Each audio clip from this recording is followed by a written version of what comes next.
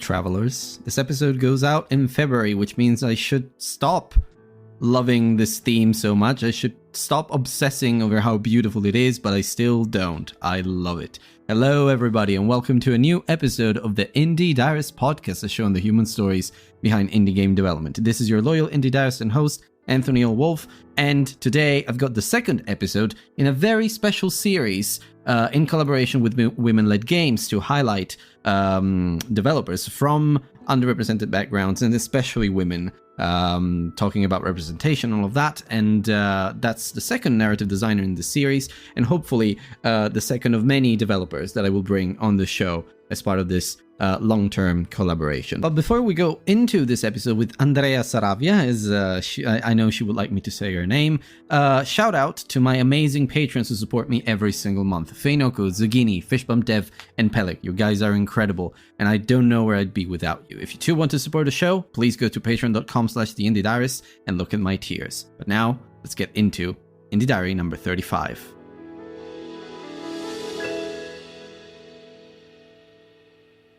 Aha, I lied. Little disclaimer before we actually go into the episode. I realized that Riverside, the platform I use to record these episodes, probably picked up the wrong microphone for this one. So unfortunately, my audio won't be as clean or as clear as usual. I'm sorry, guys. I don't know what happened. I will make sure that my Riverside settings are correct for the next one. But yeah, sorry. Now, into the actual episode. Alright, hello everybody, and welcome to a new episode of the Indie Diarist podcast, a show on the human stories behind indie game development. And this is a very special episode, even though it's part of the normal Indie Diaries series, which is my main content stream, because I've done a lovely collaboration and little partnership with Women-Led Games to feature some female developers from the Women-Led Games community ahead of their showcase in March. And today we have one of those guests who's Andrea Saravia, I suppose? Saravia. Is that how you say? Saravia, yes. There you go. My Italian origins helped me there because you're from Latin America as far as I know. Va bene. Sì, perfect, there you go. Yes, I'm from Colombia. But from Colombia, I do know conversational Italian. I say my Italian is kind of like my programming. I can test it, I can read it, like you can read code, but non posso parlare molto bene. Amazing. Okay, so we understand each other, and if some Italian words come to my brain during this chat, then I'm sure you will understand them. So yeah, but yeah, let's start with you actually, and this is all about you. So tell the listeners a little bit about yourself, what you do, where you're based. Well, of course, you already said that you're in Colombia, but what are you working on right now? That kind of stuff. Oh yeah, so I should have clarified, I am from Colombia. My name is Andrea Saravia Pérez. Andrea is my first name though. A lot of people get that mixed up, and then Saravia Pérez is the surname, as is the norm in Latin America. Mm-hmm. So I happen to be an award-winning polyglot, like we just kind of mentioned, and a narrative designer and QA tester. So I have around 10 credits, give or take, as a narrative designer. I've worked at Fire Access Games. I've worked with Anima Interactive, Way Studios. And I also got to work at an unreleased turn-based AAA game, so no questions about that, please and thank you. Mm-hmm. Yeah, of course. Yeah, but more than anything, I just try to sort of weave my Latinidad and stories about Latin America into the gaming industry, so we have more diversity. And on top of advocating for diversity, I'm also advocating for unionizing efforts by being part of the strategy team with Yahtzee and the Game Developers Guild.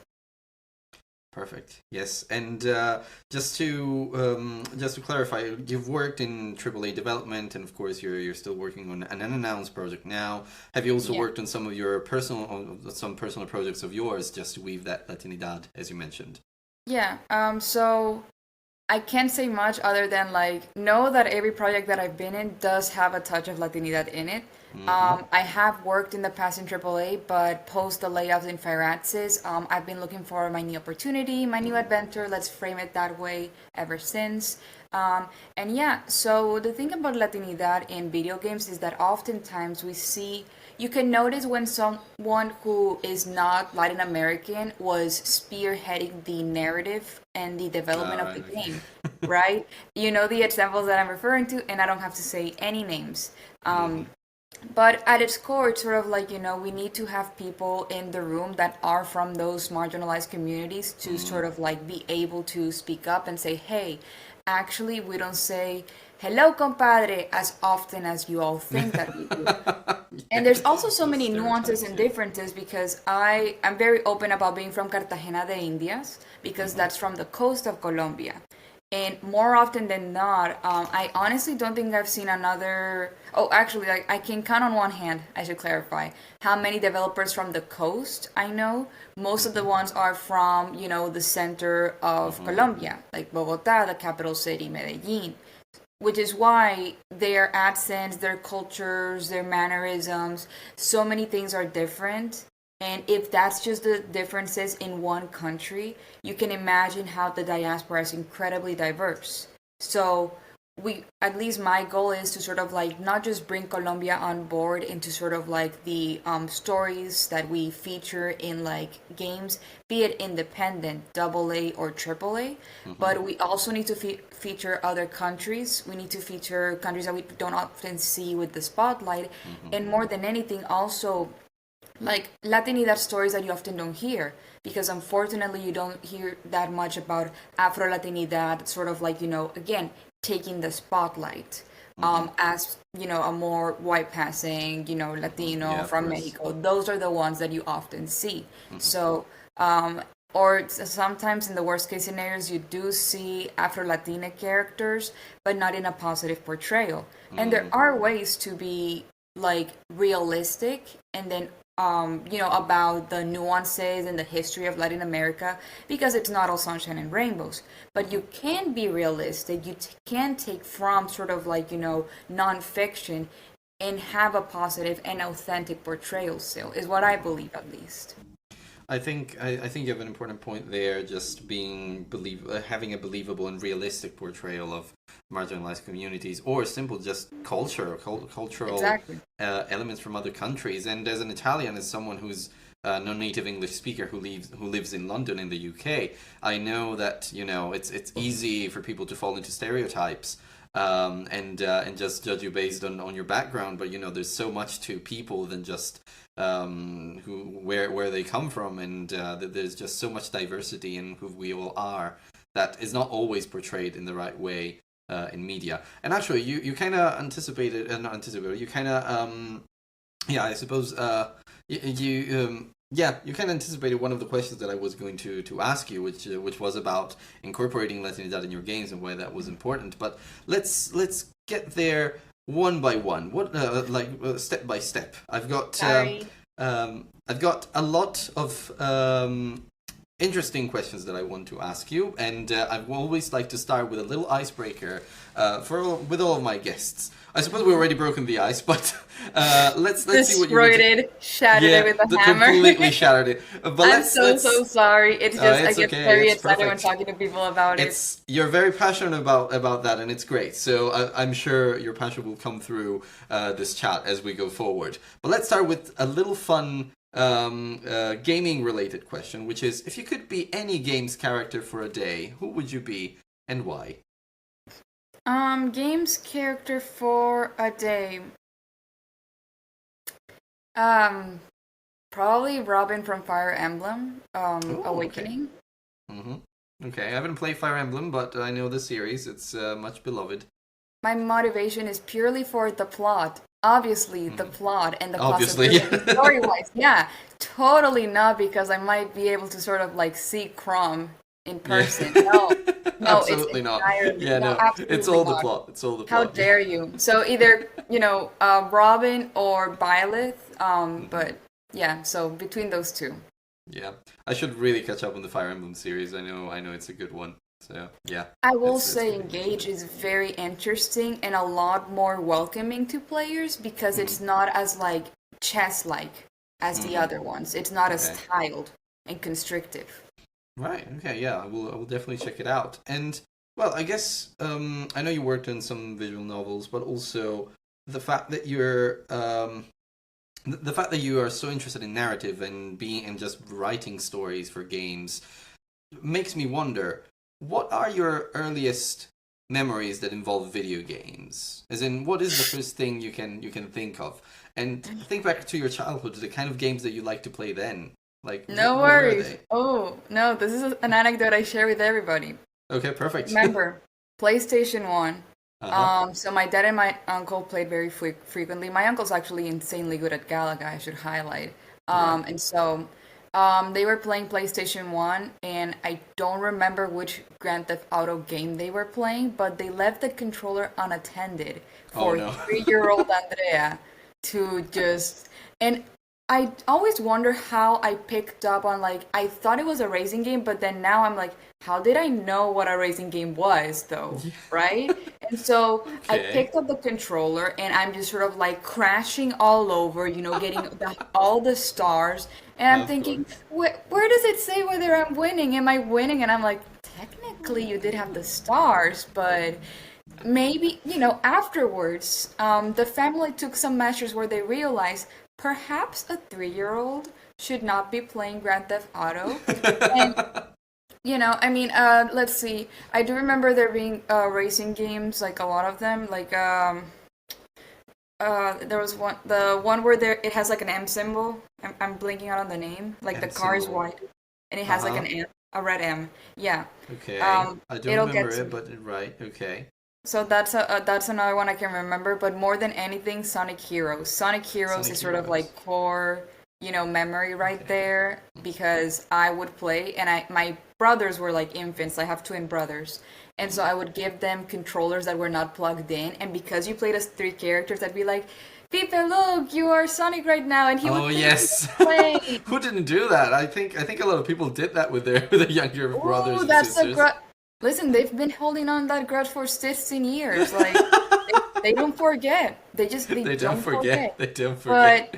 But yeah, now when it comes to narrative heavy though, I mean, obviously it's one of those where you realize like there was, Mhm. a lot of game design, ironically, and level design that I learned was like Little Big Planet. I Oh I yes, played all of so Little Big beautiful. Planet, like Little Big Planet 1, 2, 3. When PlayStation was trying to have like the motion Wii, Yeah, thing, I remember we that. got it just for the game. We got the Yes. Sackboy one. Like we are huge Media Molecule fans in the Absolutely. house. Oh, you're speaking So to someone who's absolutely in the same boat. I mean, not even joking. Just before Christmas, I started. I do have the Little Big Planet game, but I don't have a PS3 with me anymore. So I installed an emulator and I played it on my computer. And like I played the first one back to back, just in just yeah, in just about 2 weeks. It still holds up so well. it And holds up also, so well. Yeah, yeah, and go also on. speaking to a lot of developers and knowing a little bit more about development, you start to spot a few things, especially if you play with the editor a lot. And I did back in the day. I Hmm. created so many levels. I think I spent, I don't know, dozens of hours, Yeah. hundreds maybe of hours just creating levels in Little Big Planet 1. And I still remember the editor, so when I was playing the actual levels, now I could see exactly what they were doing with all those chains and all those the different elements, the sensors and the keys and all the different logic. I was like, oh my god, this is Yeah. genius. But yeah, Technically beautiful speaking, game. so technically speaking, that means that we do have 16 years of experience using game engines, though. Uh-huh. Yeah, exactly. Yeah, 16 that's true. years.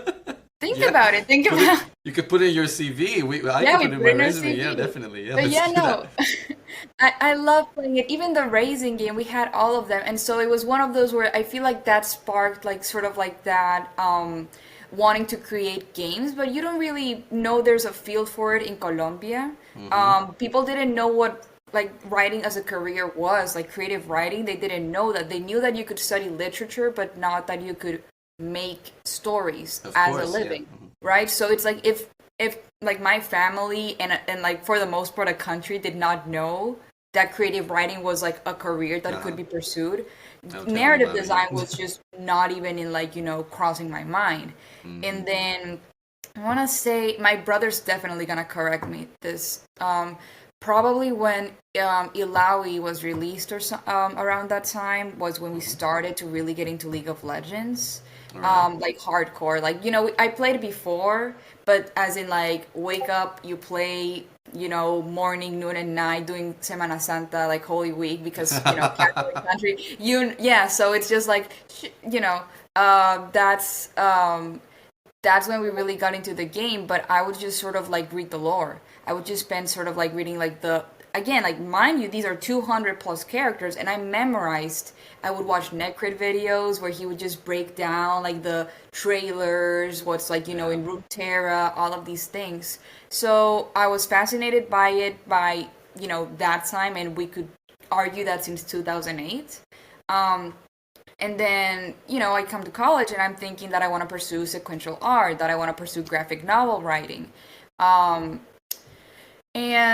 I don't know what it was, but there was just something that drew me to sort of like a game writing class, because it's like, oh, I didn't know we could do that. Like, sure, let's go for it. And it's always a magical moment when you realize. I'm a writer myself. Like, for my day job, I'm a social media manager, and also write stories, novels. I wrote a couple games, so I know exactly what you're talking about. Like, my first approach to games writing, not as a writer, but like realizing that you could actually write games, was To the Moon, and I was like, oh my god, that story is so beautiful. I want to do this. But sorry, I interrupted you. Please. There was. Oh, no, no worries. So there was, I remember 2018, there was the Michael Lewis Foundation stopped by on the art colors that I went to. And so it was basically, the school that I went to had this policy where they knew of the myth of the starving artist. So it's good that they already like let you know ahead of time, like, hey, this is what you're up against. However, they marketed themselves as different because they had something at the time called the Collaboratory. Now it's renamed Index. And so the Collaboratory was that you would have real clients stop by the school and then hire students to work for them. So 2018, the Michael Lewis Foundation stopped by and they wanted, students to pitch games. And they called me the writing person. Then I found out that the writing person is actually a narrative designer. And so it was great because, by 2018, I'm already pitching games to like, in a way, stakeholders. Take a couple, game writing class, advanced game writing class, figure out that's what I want to do. But I did sort of like still want there to be an interdisciplinary approach that you don't often see with game writing, I notice, or narrative design. You see a lot of people that say, okay, I like the technical part of it and I like the writing part of it, and I'm gonna mesh them both. And I'm like, that's great. That's the definition of the job. But how are you going to communicate to the art director how you want to convey a story through art? How are you going to convey it through cinematics? How are you going to communicate with sound? So I don't recommend this personally, but I had my creative writing major, and then I had 3 minors and 5 jobs. Wow, right? Yeah, that's. And I was doing game jams and networking and hundreds of applications a night because I really wanted a job, catering to dozens a night. Wow. It was an interesting and fascinating time. Yeah, I can imagine that. Yeah. So, yeah. I was a little bit tired afterwards, I will admit. After all, I'm not Superwoman. Though I do look up to Linda Carter. But yeah, after, sort of like that spree of just applying and networking, that sort of like sets like a domino effect of events that lead to me being hired as a writer in Fire Axis, which I was like super happy about. It was honestly like, my mentor reached out to me, and, they just let me know like, hey, just a heads up, because when you are very vocal about what you're looking for, and you saw me on LinkedIn on my profile looking for work as a narrative designer, narrative design in this game jam and that game jam, like when it's very obvious what you're looking for but not desperate, people will know. And people, luckily enough, amidst everything that's going on, I feel like we can see the positivity in that there's so much overflowing support for everyone. And so I was reached out by folks letting me know that there was a writing opening at Fire Axis, and that's sort of like where I had my first official job at like, AAA in the industry. I feel like when people ask why, like when you knew you wanted to be EDS for anything, oftentimes we forget that for a lot of people, me included. I know that I go on to tangents a lot, and I do apologize, and I should have put that disclaimer in the email, but I should have. Totally fine. No, it's okay. But the idea here is that it is a sequence of events, so because they're so related to one another, because there is so much causation happening, again, throughout the 24 years of somebody's life. 23, my bad. I just look at the thing and it's 24. But yeah. So yeah. Well, I see. I agree. I mean, I see exactly what you mean. It's like everything is interconnected. Like I could probably pinpoint one moment when I realized that I wanted to be a writer, but I think a lot of things happened after that that just reinforced my feeling more and more every single time. There is not one single event. Even before then, I had already done some creative writing that I'd enjoyed, even in primary school. But yeah, and well, of course, it's you've worked in AAA development and such, and you worked with big teams as well. You mentioned that you managed a team of 24 developers working on a visual novel. Yeah. So, is there a particular development challenge that left a mark on you? Any big learnings you might want to share with other devs? Few things I want to share. One is very random but very All right. brief. I think I need more coffee because I am 24 years old with 3 months and 11 days. I had to look up my own age. Google, how old am I? I digress. I just wanted to clarify that so I'm not lying on the spotlight. Sorry about Okay. that. That's all right. Regarding the development, so AAA development, you do have what feels like a writer's room in essence because you have, I mean, we had a very small number of writers, right? So we would just sort of like ping pong ideas from one another, and that would sort of like create the narrative of the project. Very collaborative, and again at a very small scale, ironically for it being AAA. Regarding the 20 something, because I say that number because there's a lot of people that sort of like came to the Discord server to help, or because they wanted support, or because hey, I don't have time now because this was a game jam that started December 1st. I and my friend who's an artist and worked at Liquid Development, we were the only ones who had AAA experience. At the time of the development, we had folks who sort of like juggled or like dabbled in like game development, but for the most part, no one had gone through the game development pipeline other than my friend and I. No one. Or if they had gone through a pipeline, it was a writer's room in Hollywood, or perhaps it was sort of like a smaller scale project. It was never to this scale. So but the thing is, we started planning by November 17th. So like, we didn't sort of like, jump into the game jam and everything. So like mid-November, we set up like a production pipeline for the entire project. We had a Notion board that had Kanban boards. Notion, yes, I approve.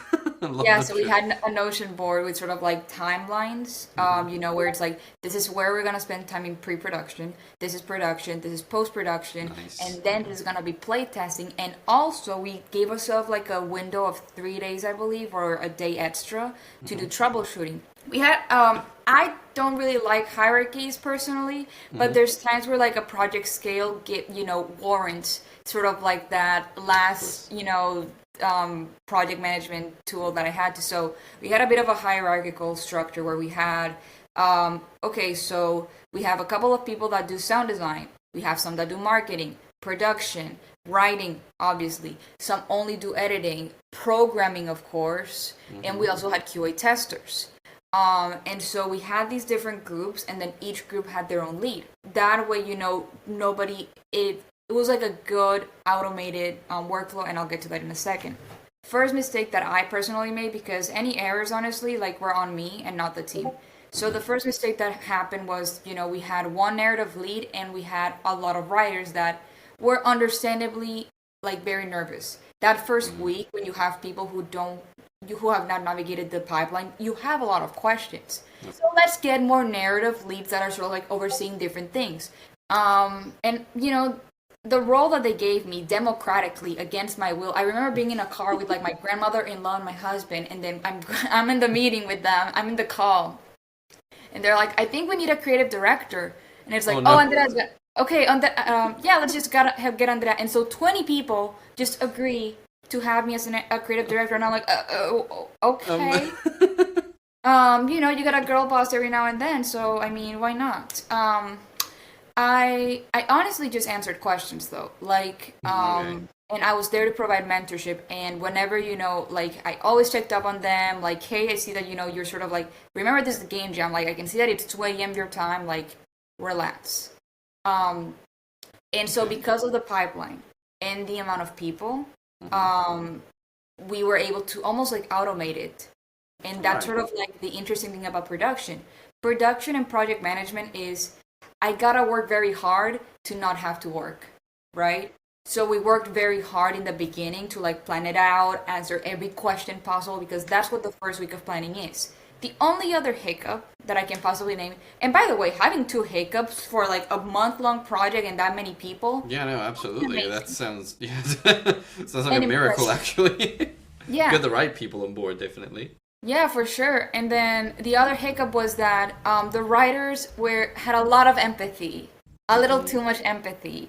So Oh, what they okay. did was that they were ideating a lot, and but if you stay in the ideation part for like a week and a half, Oh and you yeah. have artists waiting to be assigned characters, and you're still ideating, we had a project manager who was the one who organized the Notion. Shout out to Naj, by the way. Sort of like providing a pathway and a Hmm. route for, because it's like, hey, we need to get sort of like, the outline done, and we are having a crime story and we don't know what the crime is. So I don't want to Well, rush you all, but I'm just highlighting something. yeah. Um, that's the only bad, like, like not bad but happy accident, right? Hmm. Where we had writers that were very conscious. It's like, oh, I don't want the artists who are going to have to make characters, and then we get rid of them. I'm like, my friend has gone through art school. Oh wow, yeah, no. Yeah, I mean, you can spend hours upon hours, days upon days on an asset that's then gonna be scrapped. She is fine. It's Hmm. gonna be fine. But give her a character to work on, for the love of Give God. us She's something to going work on. insane. She's blowing up my DMs wanting to draw something, okay? And so was everyone in art. Yeah, and also because the problem when spending too much time ideating or when spending too much time focusing on something is that you kind of lose track of what you wanted to do in the first place, and at Mm-hmm. some point you can end up just overthinking every single detail, and that means you cannot reach a decision because if you try to be perfect and you try to reach the perfect idea, then you will spend a lot of time obsessing over the tiniest things, which means then once you see them in action in practice, and maybe once you see those characters that you thought were perfect, maybe you don't like them even, and because they don't reflect your original idea or the story's original idea and such. Yeah. So might as well get started and refine along the way. Exactly. You know how Hemingway says, like, write drunk, edit sober. Like, Yeah. that's how we gotta, do this. I don't drink personally, but I do think it's a good quote, because you just gotta put things on the page. That's what Hmm. a first draft is. Yeah. Like, you just regurgitate whatever is on your mind. However, this did highlight the different approach that Hollywood and video games do have, Of because again, course. we have a lot of people that were pivoting from different industries, Hollywood included. And so folks from Hollywood have this mentality that, like, everything in their script has to have symbolism. Everything in the set has to Mm. have like a special sort of like meaning. But what happens with games? With game writing, it is a fascinating form of insanity where Yeah. you need to accept that the player, pardon my French, is not gonna give a about your story. The player is going to play through the game, very different from Hollywood approach. So it Absolutely. was fascinating being able to like provide that, because, and I told people like because I was asked sort of like what my goal was with the game jam. I'm like, honestly, I just wanted this to be a teaching experience for everyone, not Hmm. to sound condescending, but it's also like we see so often people advocating for junior and entry level and associate level talent, but then it's like, are you providing them the tools needed to succeed though? Are you telling them how to navigate the industry? Hmm. Because if you're not, and you just sort of like tweet into the void, hire more Hmm. juniors, you're not really Helping. helping. Yeah. And if there's one thing that I can, I was actually talking, with someone about how there's not a lot of resources on how to like manage writers, like Hmm. leadership for writers, of like leading writing teams. You have you noticed this, Anthony? Where like there's either how to get into the gaming industry in narrative Uh-huh. design, how to break into narrative design, and Yeah. then here are my 50 ship titles, like, GDC Yeah. Oh top. no, I have definitely noticed it. Yeah, there's no way in between. It's so weird. You either have like a huge portfolio of games, or you are at zero and you're trying to break in. Mm-hmm. It's strange. I've noticed it too. Yeah, absolutely. And so, and I do want to highlight, like, there's, everyone did an amazing job in, like, we call it small owned studio. Absolutely everybody. The people that I highlight is because I don't have time to, like, give praise to 30 something Yeah. people, but I want to. I really do. Um, now, you know, basically, there's really, like, no guidebook on sort of how to manage that team, but what I will say that helped me personally is I know the strengths of everyone. Like, I know that I can sort of like go to my friend Armani, because Armani is unique in that they do both sound design, music, art, and narrative. When I need somebody who has editorial experience, there's people that like Blythe, who's sort of like going from publishing to I know yeah, like editorial to sort of like narrative design. And that's a lesson for both like leadership, like know the strengths of the people that you surround yourself with, Absolutely. know what they're good at, know who you can reach out for what. Annie did QA, editing, writing, mm-hmm. Oh, Okay. and also production. And production. Okay. All right. And also, every now and then would help out marketing, and I'm just like, No. you're one human. Yeah, well, Are you what I good? will Like, say yeah, about writers and developers and people who have a great passion for this industry is that we can be very flexible. We can just be a yeah, jack of all trades, and it's something that I hear all the time. Like for example, when I ask people, and this is a question that I want to ask that I want to ask you as well, just in a second. But when I ask people a specific question, I'm not going to say. A lot of them say, "Oh, I love this way of game development being a place where everything I like comes together. Like music, like sound, is like an art that encompasses all arts." And I think that's a really powerful thing to think about. And about that, I think we. I think your passion does come through with every single word of yours. So I want to ask you, even though you may have answered this before, but I want to frame it differently for you. Why are you a game developer? What is it that drives you forward? I'm stubborn, Okay. and I'm Colombian. All right. No, I was Right. asking, Okay. Bye, guys. yeah, Perfect. no, That's the but episode right there. so what I mean by that is, let's suffice to say, it's like, um, I'm bi, disabled, Colombian, Latina, woman of color. I have every checklist conceivable Right. regarding Okay. being a minority. And so the way that I see it is, okay, if I don't see people like me in video games, which as you can tell, I have loved for decades by now, Mm-hmm. I'll be that person. And this may sound ambitious, and it's one of those things where you gotta manifest confidence. Or Mm-hmm. else, if you're not confident, then who's gonna believe in you? Right. Down the line, perhaps in 10 years or 20, I've noticed that people like me don't receive a lot of awards in games.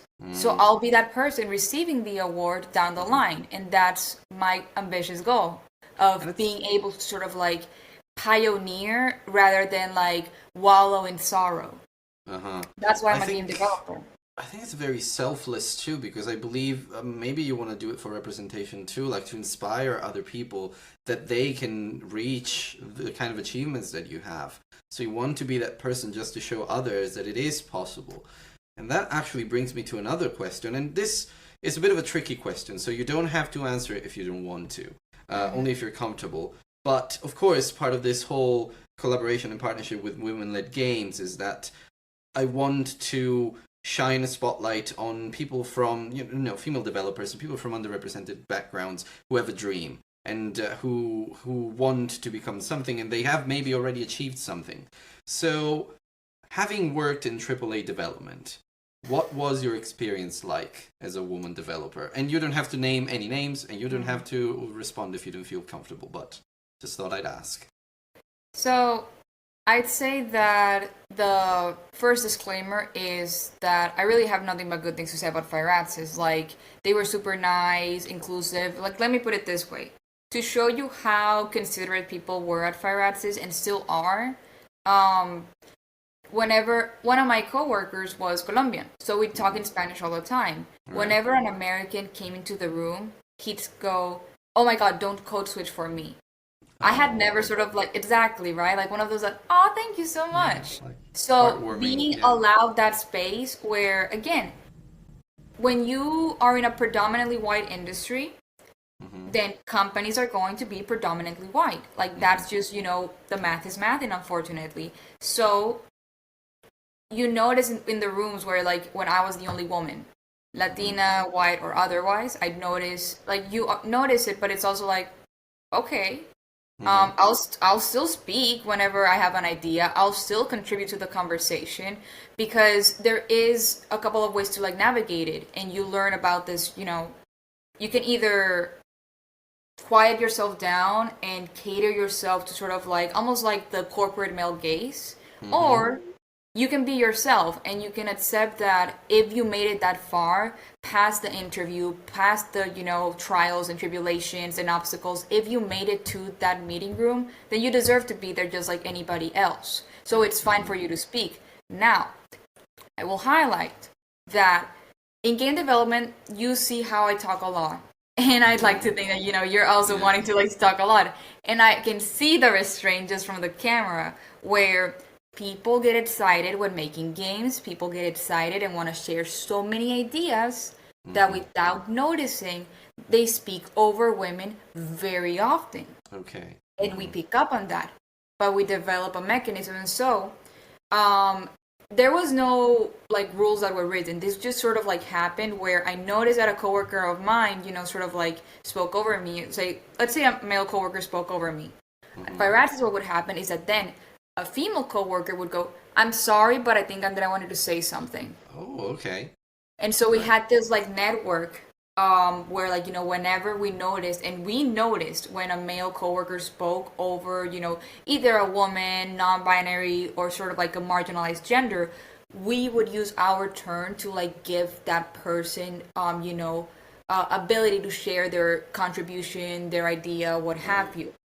Again, it's one of those where you want to think that in the perfect world that mechanism shouldn't be there, but the fact that it was, and that there's so many incentives, to just sort of like help women not just sort of like succeed, but for example, they had programs to teach you about financial literacy.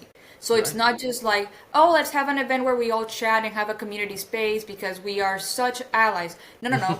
We are going to help you like grow your net worth. Like that's how Take-Two and these companies were helping women, by partnering with other sort of like organizations. There were definitely a lot of ERG groups that I was a part of, like employee resource groups to help women, to help Latin American folks. Nice. In those companies. So that's sort of like how I guess gender and race play into the AAA experience.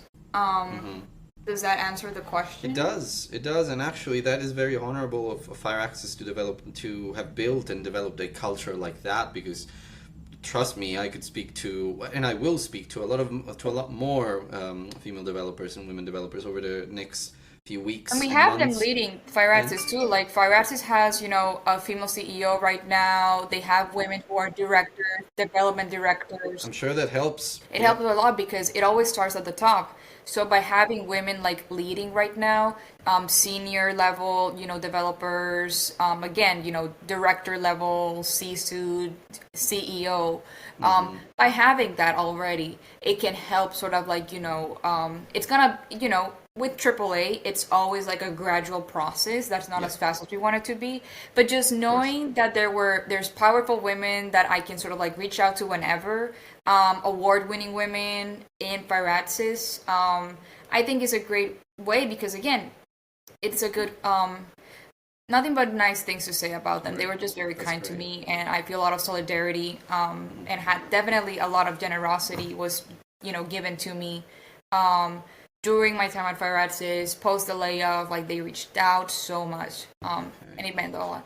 It sounds like it was a very, very a supportive environment, which is amazing. And as I was saying, like I will speak to more women developers over the next few weeks and months, and I'm pretty sure I will hear some horror stories. So to hear from you that in AAA development you had such a great experience, it is actually reassuring in a way, because I have already heard some stories that I've shared maybe during the course of an episode. But like if the episode with Astro Clock Tower Studios, I still remember it when I asked those ladies. Do you think that you've had difficulties finding a publisher for Crystala, their game, because you're all a women-led studio? And they said, sometimes we even consider sending in a male colleague to do a pitch. So, because Crystala is a good game. If you play their demo, it is a good game, but sometimes you just... It's just how the industry is built. But it's great that you had a great experience with Firaxis, and it shows that, change and progress is possible, which is great. Another thing that transpired from our chat so far is that there's a lot of I can see a lot of resilience in your story. Like a lot of when you mentioned that you were networking and also applying every single night and doing all those applications. So here's a little bit of a question that I don't know if you'll have an answer to, but do you have any with all the people that you've met? Do you have any heroes in the industry? Anyone you look up to? Oh, I actually made a list about that. All right, okay. So here's the thing. I'm of the mindset and philosophy that you should never idolize anyone, myself included. You should never idolize a person. They are human. You can't put them on a pedestal. You cannot burden them with those expectations. And you also need to respect parasocial boundaries. Second of all, don't ever idolize a studio. It's a studio. Yeah. Okay. We often see people who want to sort of they are straight out of college and are laser focused on this one studio they really really want to get into. Don't do that. Instead, look at people that you'd like to work with. Who would you want to work with and collaborate? And then try and see if it's a studio that aligns with your values. So that piece of advice aside, I do really admire, let's see, there's Chantal Ryan. Dark web streamer. Chantal Ryan definitely, because Chantal has managed to generate a lot of investments for what you would think would be a very niche game, because it's emergent narrative.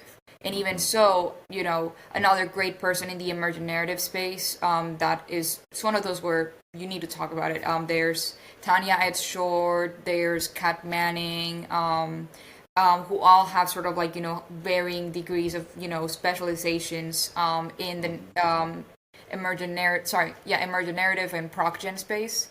Because Tanya literally did the book on proc gen storytelling. And Kat has worked on, I believe, collaborated in Blazeball, and has done a lot of other work with emergent narrative and written about it. So definitely sort of, really admired them. Let's see. There's Emily Pitcher, studio owner of Sundering Studios. Charmaine, obviously. Charmaine goes without saying. Emma Kidwell, who was a writer at Firaxis, great person overall. And it's one of those where, if you go, I'm surprised that Emma doesn't have a Wikipedia page kind of thing, let's see, Ronnie Kahana and Caroline Guevara are also two people from Firaxis that I really look up to. Ronnie had just overall star when it comes to production, and Caroline I really really loved. What was it? Well, she's a great friend, and also it's just one of those art managers that's always looking out for their devs first and foremost, and always advocating for them. Alina Madsen, CEO of Glossbird, just very chill, very down to earth, despite again sort of having investments and being in the scene and stuff at such a leadership level. And also Alina did something which is pivoting from tech to gaming and then founding the studio, which is going so good. I've sort of seen the UX of their app, and it's really, y'all should check it out. It's called Fitment, I believe, the project that Glossbird has going on. Let's see. There's Christina from Riot Games, Okay. narrative designer. So if anyone sort of, um, again, with sort of like with games that have so many like dev vlogs, always look to see like who the dev speaking is and try to look up their work, because chances are that I probably really admire their craft already as it is. Um, Let me think. I feel like that's Well, yeah, it's a bit of a lengthy I'm list. I'm pretty impressed that you remember all these names without having to look at them, because that is a long list, and I hope that the listeners will Yeah. look each one of them up, or if not each one of them up, Yeah, at least there's also a good Carla portion. So, Reyes. okay. Who I'm collaborating with Carla as a consultant in Anima Interactive, just overall very chill, very like, open, like studio head who really, really takes them like, the project with a lot of care. Um, the thing is like, how do I say this? If you can ask a guy what his favorite soccer team is, and he's sort of like they can name immediately, sorry, su equipo favorito de fútbol, as God Uh-huh. intended, right? Okay. Um, why not do the same? Like these are women that hopefully I'll get to sort of like work with in the future, or I work with them in the future so I can extra vouch for like how good they are. Like these are people that have helped me and defined me in like my career. Cristina Amaya, who, by the way, anybody affected by layoffs listening to this, Cristina Amaya, who's also from Colombia, by the way, president of Latinx in Gaming, and has like a team of powerful women. Silvet in PRGDA, Cora Rosario leading PRGDA, like a lot of women, powerful women. Elaine Gomez, I think, is now very high up in that organization. They have a Slack channel that is for people in the industry affected by layoffs. I'm in it. We have resume reviews. We have channels to ask for referrals if somebody's out there willing. So they have a specific email. So please look up Cristina Amaya, Amaya, Silcris, like online. Either her or Alex, should Alix, should have the email that you have to contact. Yeah. Last person, I mean, again, list can go on. Yeah, of course. Suffice to say. Last person I can think of is Chrissy Felmuth, because, like, every time that something happens, we're always like, oh my god, we gotta unionize. And so Chrissy went, yeah, let's fucking unionize, and is actually, leading the strategy right now, and helping people. And if people want to volunteer and unionize this industry, you can schedule a Calendly call with Chrissy. Like, she said it was fine for me to share this. You can Okay. schedule a call with using like a Calendly link that Chrissy has in like the Game Developers Guild Discord, and just talk to her and ask how you can volunteer. Because I did that. Because why sit around and sort of like beg for unionization but then not do anything? Huge shout out, by the way, to Belinda Garcia and Katie Canning, my mentors. Katie's also a writer at Shark Mob, and like Belinda did Call of Duty and is just fucking amazing.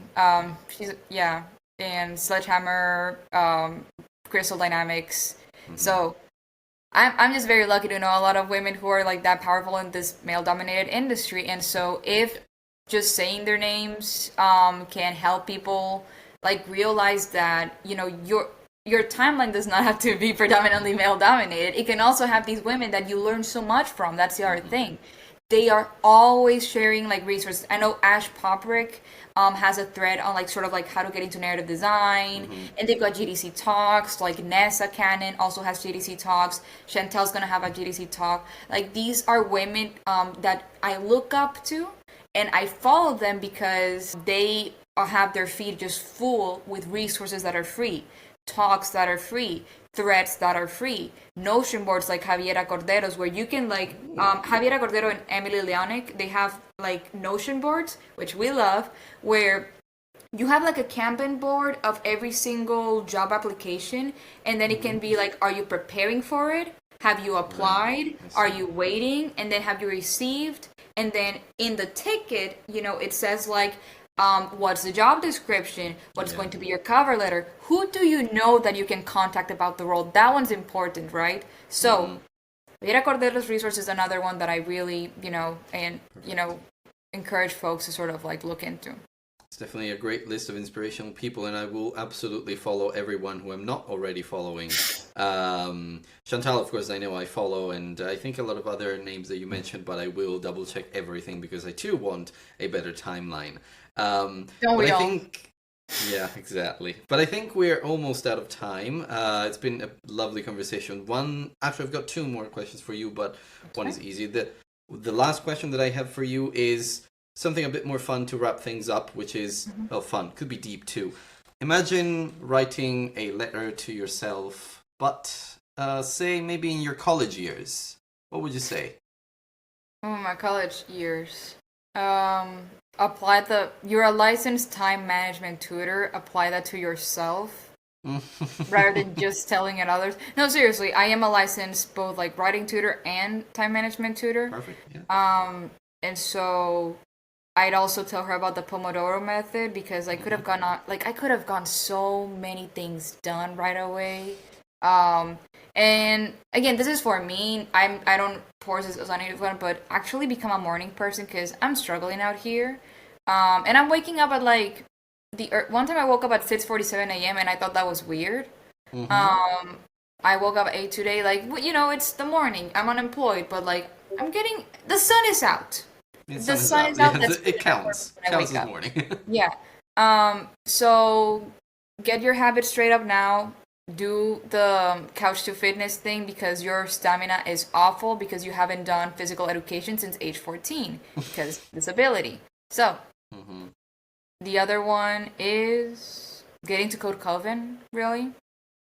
Because now it's a weird thing where like I think I'm overqualified and I'm like, no, trust me, I want to learn. So I'm just like getting to Code Coven now. I don't know. Because again, it's one of those where like those are extra toppings. I'm fine with how my life turned out right now. I mean, I'm in like my dream apartment. God, like I wasn't married in college and I am now. Do you know what I mean? Like life turned out great for me.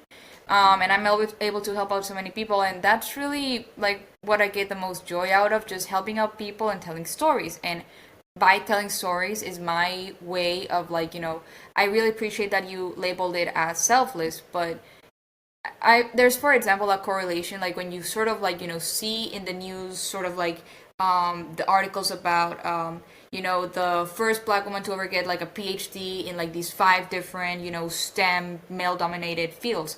That's amazing, right? Like we need more of that. We need more BIPOC people sort of like being that, because I then keep seeing them come up more often. I keep seeing the news articles come up more often. More women getting into STEM, more women getting into like these male-dominated, and then being celebrated like across the board.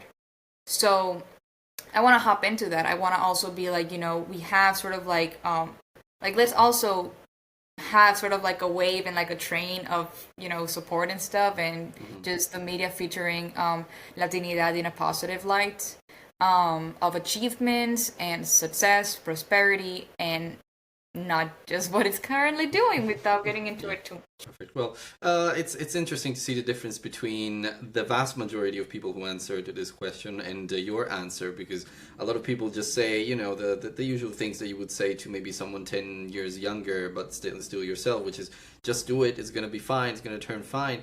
But you actually would provide a list of actionable advice, which I think is super practical, and I think it's super useful. So that's amazing. I know how insane I was back then, and I'm like, so don't do that. I'm the opposite. I'm not just do it, it's gonna be fine. No. You're gonna do it anyways. I know you. It's not going to be as fine as you think it is. You think you have it under control right now. You think you have like your calendar set up and you're micromanaging your schedule. You don't. Okay. Use the Pomodoro method. Use XYZ. Yeah. Okay. I've been through 4 burnouts by age 24, like I just checked. So, I've learned a thing or two, and I would tell her to do that. Exactly. Maybe it would save you 1 burnout or 2. Yeah, hopefully perfect. all 4. Or 4, all 4, hopefully. But yeah, so, well, Andrea. Andrea. Andrea, yeah, so that's exactly how you would say it in Italian. Yeah. Thank you for a beautiful conversation, and we've went through so many things, and it's great to hear your story and all your ambitions and such. I have only one last question for you, which is, where can other people find you, and if they do, what is the best way to support you? So it's at Saravia PT, like all over, sort of like, social media. ASARAVIAPT. Sorry. So that's like on Twitter and stuff. I also have a coffee page where so I'm basically a freelance narrative designer and also career coach, because I have notifications turned on around 17 job boards. And if you look up, we have something called Renaissance Hat Productions. It's a Discord server. We have 4 job board bots, and then we have 5 bots for networking events, and a community that's constantly growing. So for that, I provide that community, and then also I basically offer people mentorship, where I give mentorship, invites to events. I also answer questions about the industry, what AAA is like, how do I, negotiate, how do I set my rates, any and all questions about the industry, whether you're transitioning, whether you were affected by a layoff and need further mentorship. A lot of career coaches, Anthony, what they do, and this is for all the listeners, they charge hundreds upon hundreds of dollars, sometimes in the 4 digits, for one consultation, per consultation, sorry. So that's, let's say that somebody's charging like $300, that's $600 that you paid for, 1, getting edits, and 2, going over the edits. I do a flat fee of $150 for unlimited consultations. And I don't put a limit on it, because I don't think that career growth should impede you, should be impeded by your budget. But likewise, because I always vouch for fair compensation for workers, I feel like I should apply that. And I've had people, some of my mentees, they deliver pizzas, and they tell me, hey Andrea, I'm saving up for my shifts, and I'm like, you don't have to worry about paying, we do payment plans to make it affordable, because I'm here to help. So that's what I'm offering in my coffee page, ko-fi.com/asaraviapt. And it'll be called Renaissance Hat Productions by Andrea. So you can commission art, because I also do art. You can commission writing, you can commission editing, or you can commission just overall career growth and assistance from somebody who's gone through it and who has gone through AAA. Perfect. Okay. Yeah. Well, it sounds like you have the passion and willpower to help a lot of people, and of course, I wish you all the best. Thank you so much, Andrea, for your time. It's been beautiful speaking to you. This will be a beautiful episode that a lot of people will relate to and also will love to listen to. And yes, I mean, best of luck with your next role. It sounds like whatever it is, I'm sure it's going to be great. I'm crossing my fingers. Thank you. All right, and that's a wrap on another episode of the Indie Diarist, and that was a bit of a longer episode, but I hope you guys enjoyed it all the same. Thank you so much for listening, and thank you to Andrea, for being such an amazing guest. Your passion for the industry shines through every word of yours. Your enthusiasm is incredible, and I do truly wish you all the best. Let's stay in touch, as we mentioned. If you guys did enjoy the episode, please subscribe to the show, because there's a lot more coming, and you can support me in a lot of different ways now. You can join the Discord, you can subscribe on YouTube, you can subscribe on Patreon and Ko-fi, patreon.com/theindiediarist, but you can also find all of my links on theindiediarist.com. If you are an indie game developer, please get in touch, because I would love to hear from you and tell your story to my amazing and beautiful listeners. So I'll speak to you next time.